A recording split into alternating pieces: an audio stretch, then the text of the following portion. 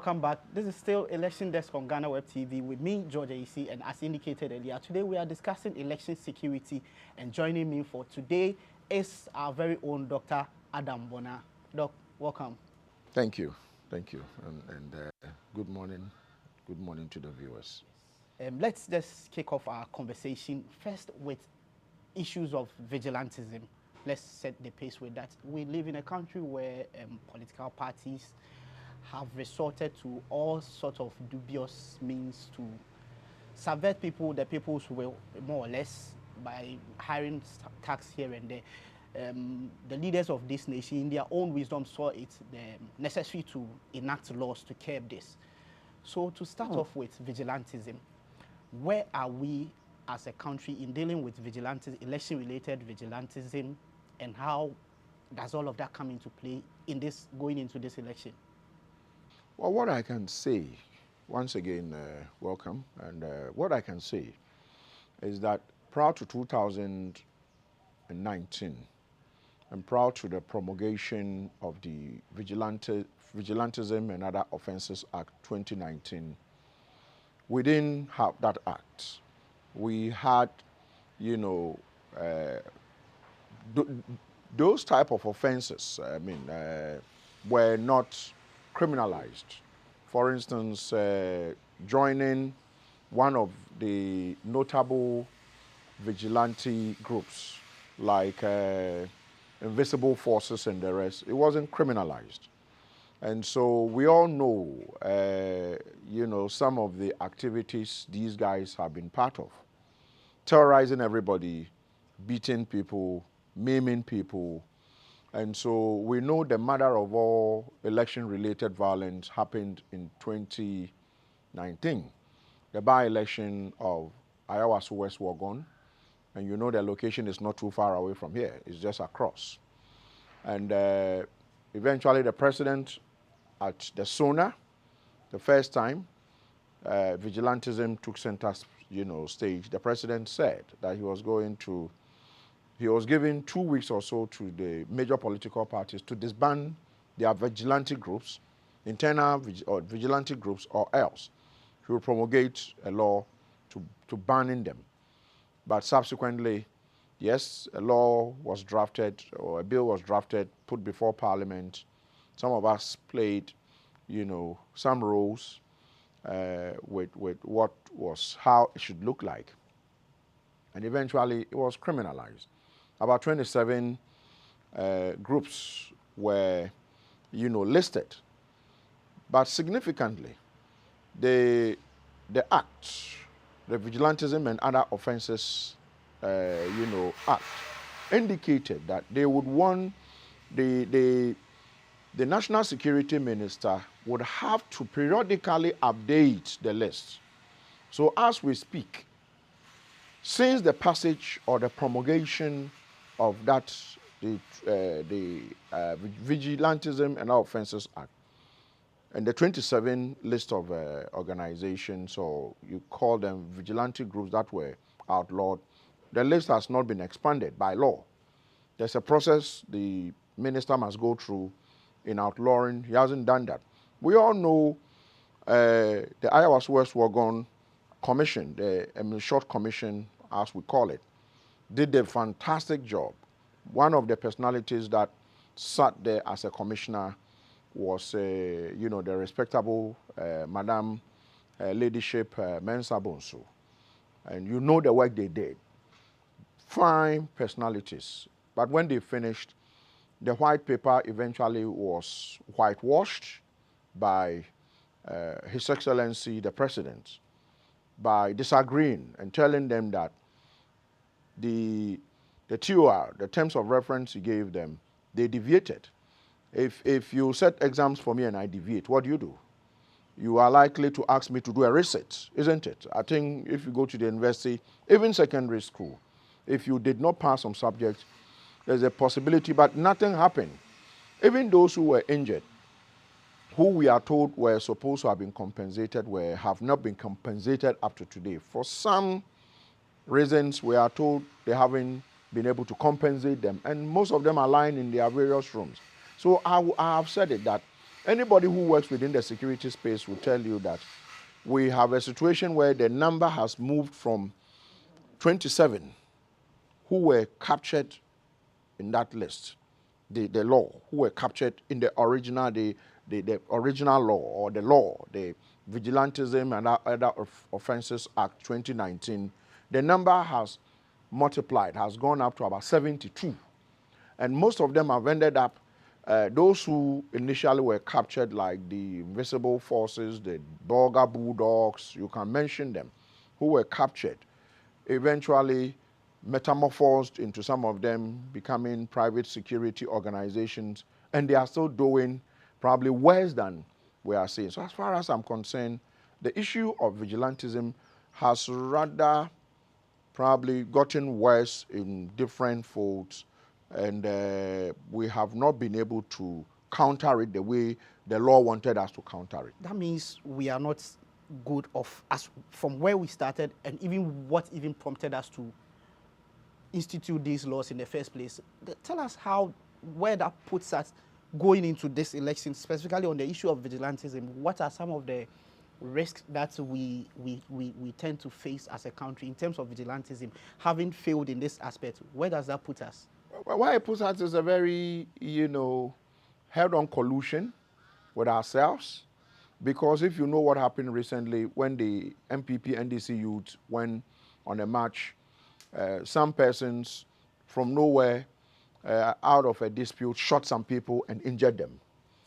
We have seen some, these days, young people settle disputes not by disagreeing verbally, and these days not even by fisticuffs, where as growing up, when you disagreed with your colleague, you settle it up by fighting a bit, which probably today I would say wasn't too good. But we didn't settle scores by using machetes and guns and the rest. But today, they are settling scores, they are fighting among themselves, sometimes politically. You see this person, you know this person, and when you go to every community, every constituency in this country, every polling area, they know who somebody is, who the bad boys, and so we have not been able to settle that issue. The only thing we were able to do was probably prevent the act of 2019, the Vigilantism and Other Offences Act 2019, cured a certain mischief and a certain impending carnage. But you see, even with that, we still had 8 people dying. So if that act probably had not been promulgated, so I won't say it's been negative.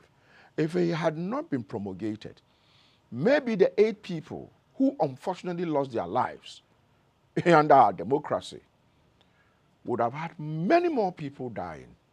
So Ayawaso West Wagon, if you ask me, was more or less like a dress rehearsal. But probably looking at what happened during the Emil Short Commission and how people contradicted themselves, how some people were cited in their reports, it looks like others took a cue out of it and said, if I do some of these things, one day my party would be out of government and I would be punished. So you can see that 2020, even with the promulgation of that law, of that, the act, people died unprecedented since 1992. I have said it openly that I was old enough to have voted into being part of those who voted to bring the 1992 Constitution. As part of those who voted for the referendum, I was old enough to have voted. Do you understand?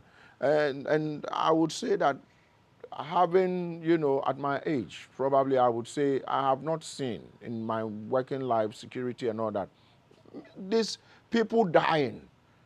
And up to today, we seem not to have brought any closure to that. We'll come to the issue of closure, but moving away from the issue of vigilantism, we are more or less in the data and information age, and we expect a lot of information dissemination and issues of disinformation come up in this election.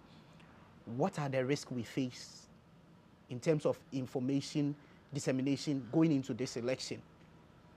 Well, disinformation and misinformation is by itself a technological canker, call it that way, is I would want to refer to it as a technological genocide, where one person, by facing a camera, and these days we all have become trained or untrained media people. All you need is to sit in this my garden and put a camera or a tripod in front of you. And these days you don't need any sophistication when it comes to these things.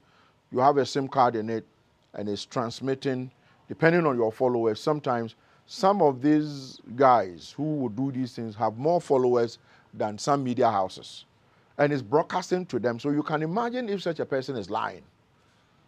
The person is lying that this number of people have been killed, that number of people have been killed. Or somebody is carrying firearms and going to point B. So let's go and ambush them.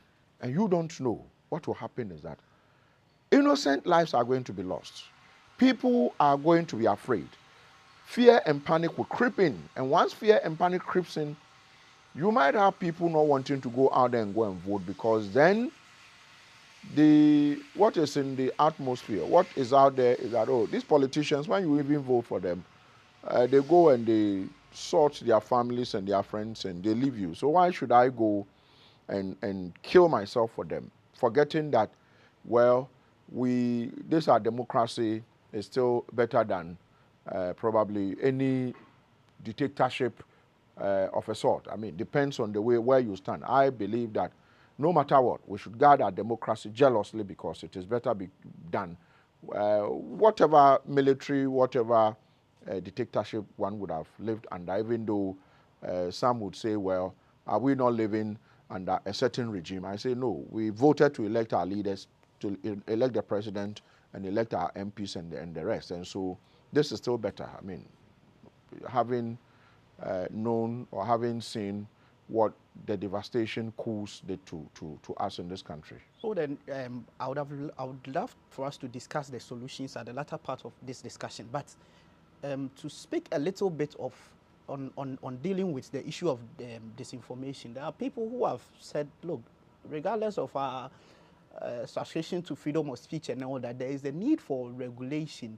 What do you say should be some of the things that should be in place in guarding against misinformation and spreading of fake news going into this election, considering the impact on public safety and security? I tell you what, I am one of the proponents of freedom of speech and fundamental human rights. And one of our rights as citizens, as a sovereign, is to be able to speak freely, to be able to do things freely, but responsibly. And so I think we should be very careful when it comes to censorship. I wouldn't want you to come to me for us to talk, and I am afraid to speak. I should never be afraid to speak. What I should rather be keen on doing is responsible, speech. So I tell you things that I can defend. I tell you things that I can substantiate. I tell you things that will not be injurious, to our cohesion, the way we have lived. I will tell you things that would not lead to, people being fearful of their lives. I'll tell you things that will make people happy. We already have laws that criminalizes those who might want to put some information that might end up not being true. We have, if you take the Criminal Offences Act, specifically Section 208, it talks about publication of false news.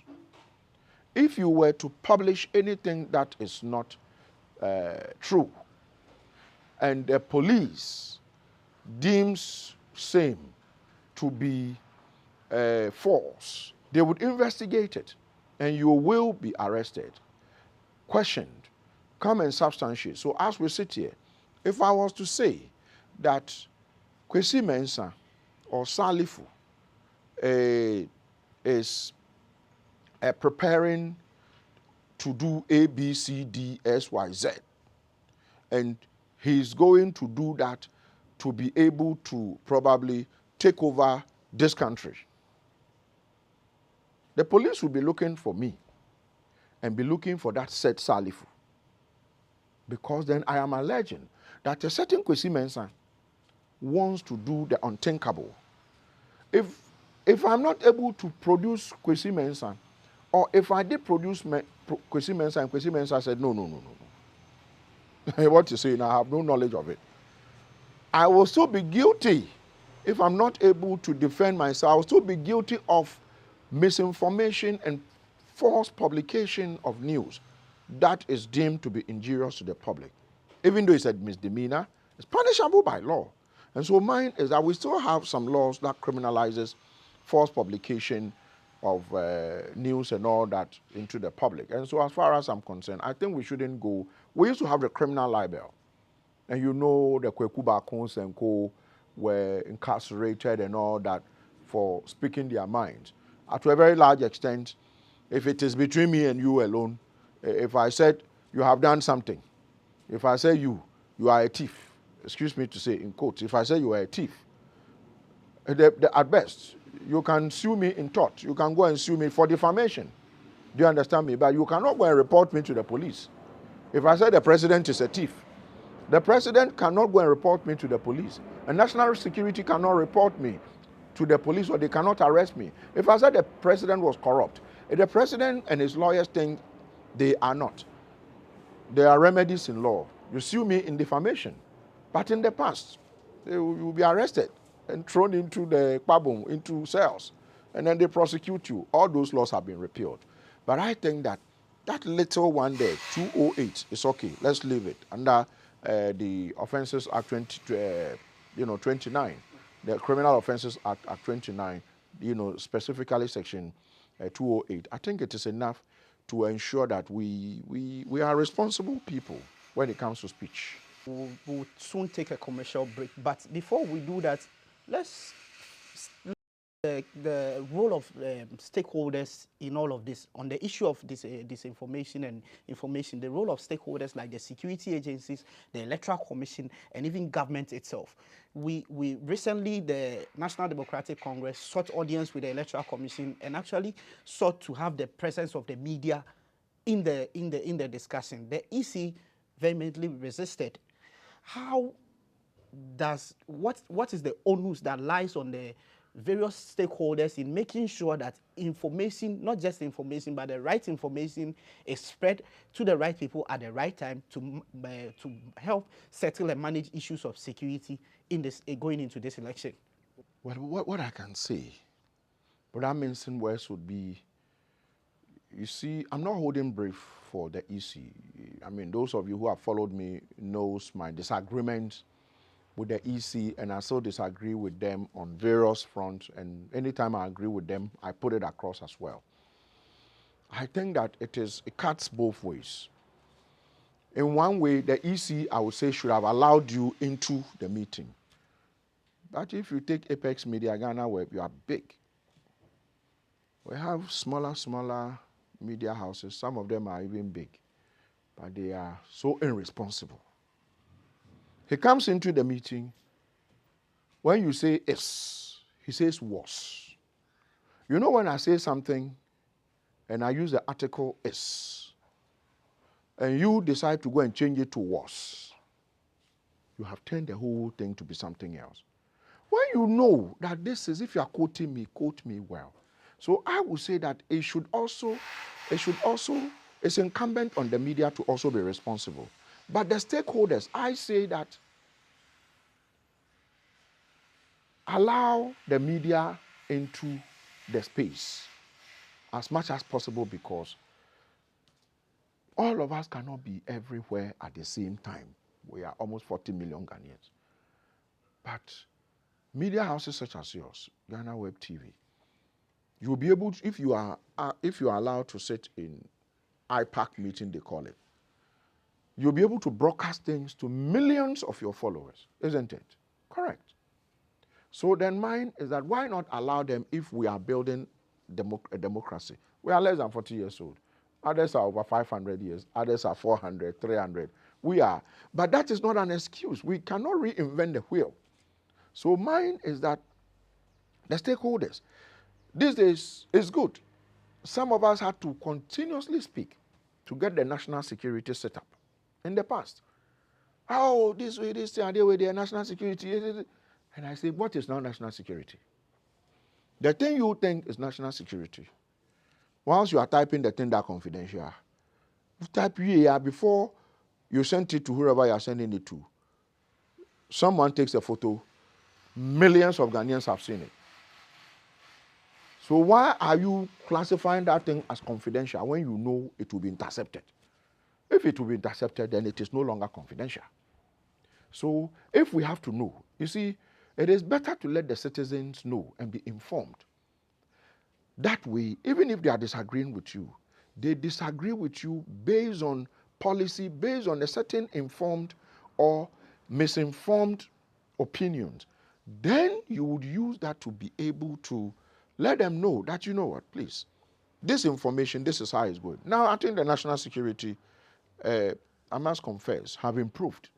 These days, we don't even see them in the news. It was a daily occurrence where you see them, they've gone to this person's house, they've surrounded the house, you know, work that the police was supposed to be doing. You see national security hoodlums parading themselves with guns and their zukus, and your colleague Caleb Kuda from the city group, look at the way he was beating, he and the lady, you get it. And it's happened. Even when you look at your colleague from multimedia, what is his name, who had injury at the police headquarters. Can you imagine? At the police headquarters, if you wanted safety, where would you get it? But the then police administration probably could not provide that safety to your colleague. He had a concussion. I think he still wears certain things on his skull. Mine is that the media, I say, they cut both ways. They will cut you good if they have to cut good. If you do bad, they will also cut you bad. But sometimes we should know how the position of the media. I think it is for a good reason we say there are three arms of government. But there is also a very important one that has not been captured, and that is the fourth estate of the realm, which you belong to. It is about the most important arm of government that adds to the other three, yet it has not been scripted that they are supposed to be part, because then if the president wants to talk to Ghanaians, how does he talk to Ghanaians? He talks to Ghanaians through the media. So without the media, you know how democracy would have been. You will get up and hear him and will just be too animalistic. But the media, in a very large extent, I say, has made us a bit more civilized, because then when you are lying, I can go on the internet. I have shared something. I shared a document recently without checking the dates on a platform. And quickly, a colleague drew my attention, oh, this is 2022. And I said, oh, thank you for the correction. So even at my level, we all make mistakes. But because on that platform, somebody there, and you say, yeah, when I say it's a media, I said, what's our platform? He said, no, it's 2022. It's not today. But I was probably transmitting information thinking because I hadn't looked at it well. So I think that the role of the media cannot be underestimated. This is still Election Desk on Ghanaweb TV. Our guest today is Security and Safety Analyst Dr. Adam Bonaa. We'll be right back.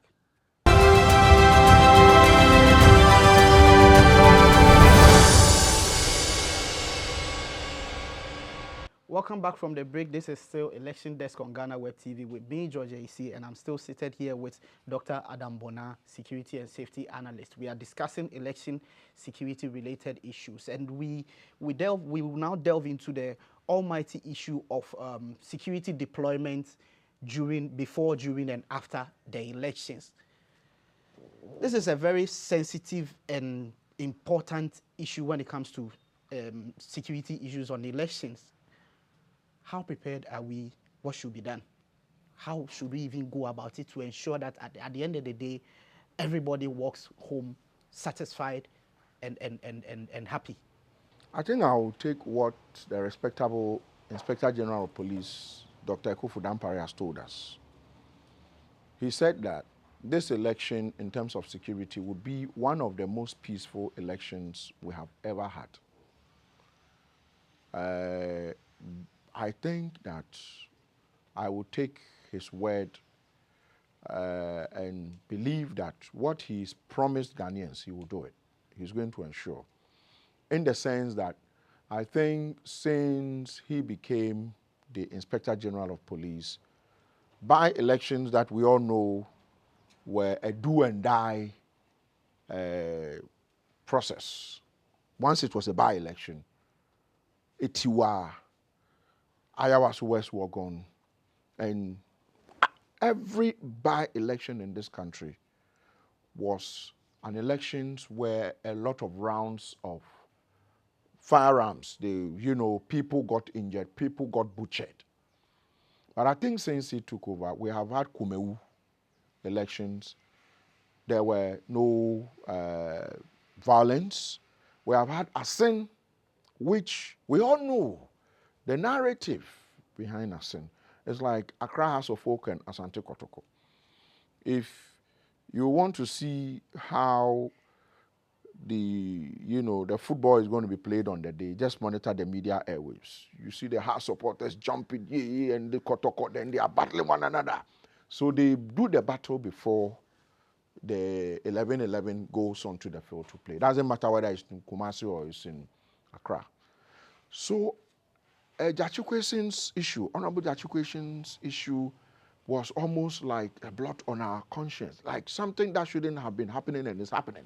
So people are taking entrenched decision, coupled with the Supreme Court ruling that he can no longer hold himself as an MP. It meant that we needed to go into a by-election.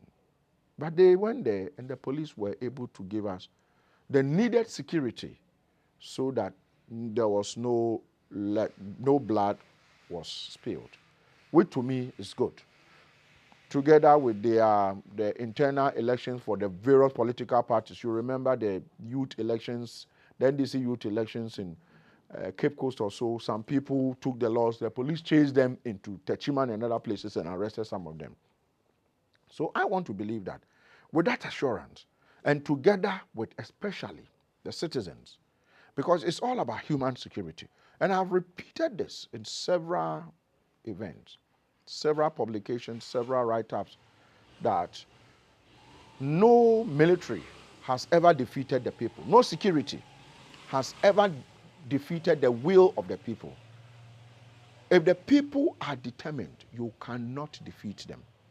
And I'm saying this because you can talk about Afghanistan, you can talk about Egypt, what's the name? The Arab Spring. You can talk about Tunisia. You can talk about even Vietnam. The Americans couldn't defeat the Vietnamese. The Americans couldn't defeat even the Iraqis. They couldn't defeat the Afghans. They had to run. They had to leave. So when the people are determined, no security, no military has ever defeated the will of the people. So mine is that our security is in our hands. The police, and I have said it without any fear nor favor, that we do not need the military to be part of our security architecture. I was having a banter before you came this morning with a retired one of the most senior military commanders of our country. And he asked me, why am I propagating? I said, I've been propagating this not today.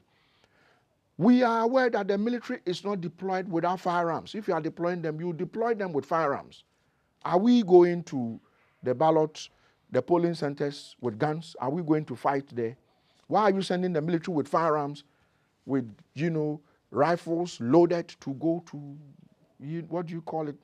polling centers? So once we take our security into our own hands, George, I tell you what, it will be very difficult for any state security. You can bring the American army. They will not be able to defeat 40 million Ghanaians. So mine is that Ghanaians should take their destiny into their own hands.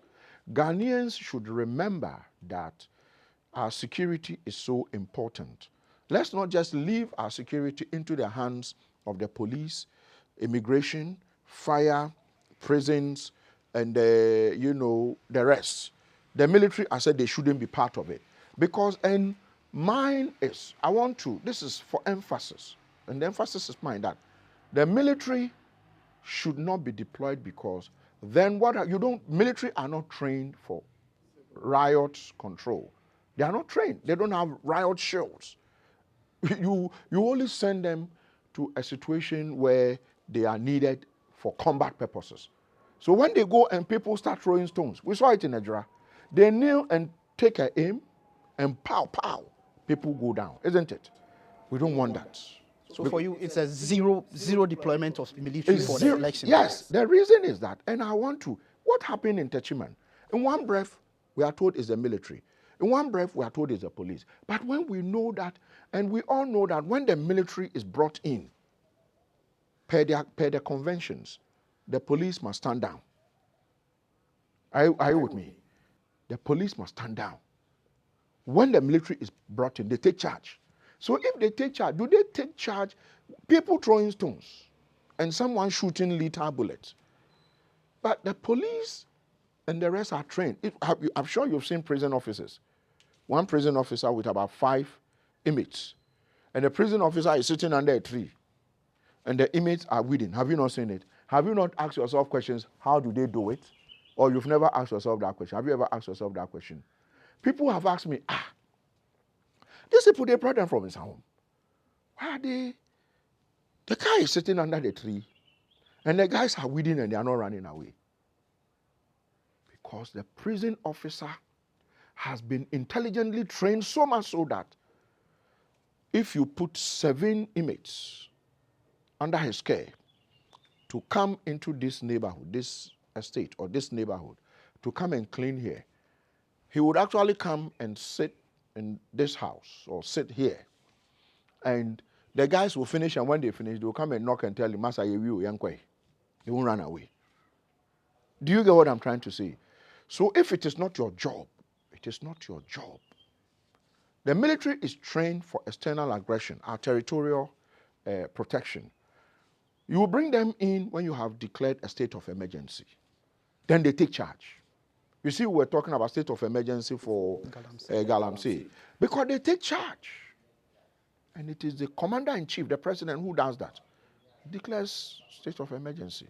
So you deploy the military, you give them firearms with bullets. And people people will disagree. Sometimes they will throw blows, they will throw stones. Then you shoot, pow, pow, pow, pow, pow. People are dead. George, what do we do? So don't deploy the military. Okay. Talking about deployment, you've spoken extensively about Ejura and how Asinot and how it has helped and garnered public trust in our security service. But then there is the underlying issue of the infamous leak tape of people conspiring to remove the IGP and what have you. As a matter of fact, on that tape, there were issues around the deployment, security deployment too. Mafia. Right. Yes. What do we need to do? What does the security agencies need to do specifically in terms of deployment, making sure that the right people are assigned to the right places at the right time, just to attract public confidence? Because at the end of the day, it's all about confidence. If the people have trust in what the security services are doing, there is no need to even go and fight or question it in the first place. Well, you see, the leak tape is you know how some of us were not happy about the leak tape because some people were conspiring to remove their IGP so they can do mafia. If they are made IGP, they can do mafia to break their 8 and blah, blah, blah, blah, blah, all those things. Eventually, Parliament set up a probe, and the probe led to findings of, yes, these people actually conspired to do A, B, C, D. And those people, some of them are still in the service. You know the reports and recommendations were sent to the president. Have you heard the president issue a paper on that? The president hasn't said anything. Those people are still serving. Superintendent Asari and JB, they are still in service. The other bloke, what is his name? COP retired Mensa, he is gone. Who lost the elections at, he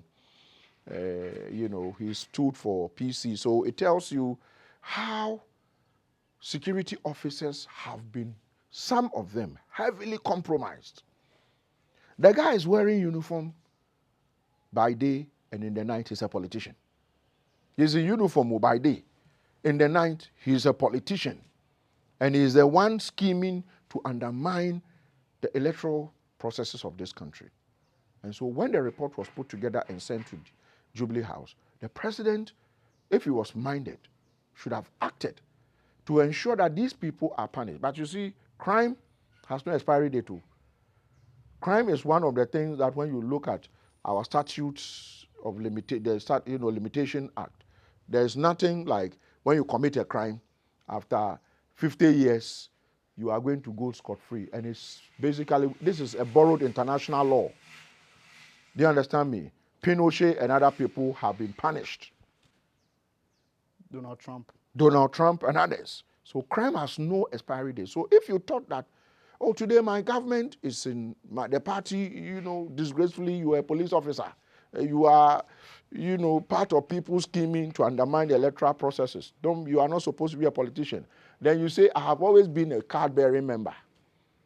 And these people are still there. So mine is that the people must come together as we are doing. The police, who are supposed to be in charge of election task force, must make sure the right persons are deployed to the right locations. Do you understand me? Yes. The right persons are deployed to the right locations. Yes. Once that is done, there will be confidence. But if you go and deploy somebody like Superintendent JB or Asari, you go and deploy them to a certain location. You know what the people will think? They'll say, this guy, this is not the guy who was scheming that he was going to steal the election for one party. So people will come there well prepared to fight. But if you are just an ordinary police officer, you are not involved in politics, you go and you're at a polling center, you come and vote, you go home.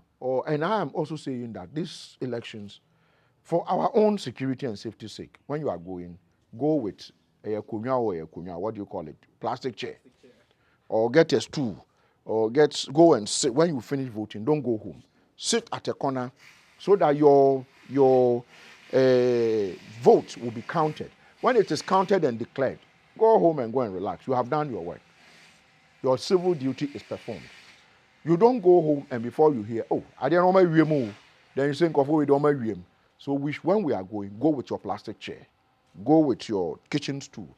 When you finish voting, look for somewhere. That day, fast. Don't say, I'm going to eat and come. Fast. Fast. If you fast for a day, you won't die. Fast. 12 hours, you won't die. That day, don't go. Ask for water, they will come and sell water. Buy water, drink. Don't go anywhere. So that end of the day, the tension that is characterizing these elections, we will all be party to the elections to make it peaceful. I voted in my hometown constituency in 2020. Isa DBI. It was a very peaceful process. Within a short time, I voted and I was done. But by the time I left and I got to Accra at the evening of the same day. People were dying. So do I blame the Electoral Commission? I think the Electoral Commission got some of the processes right. But unfortunately, some too were not right in terms of the Electoral Commission will say we are not in charge of security.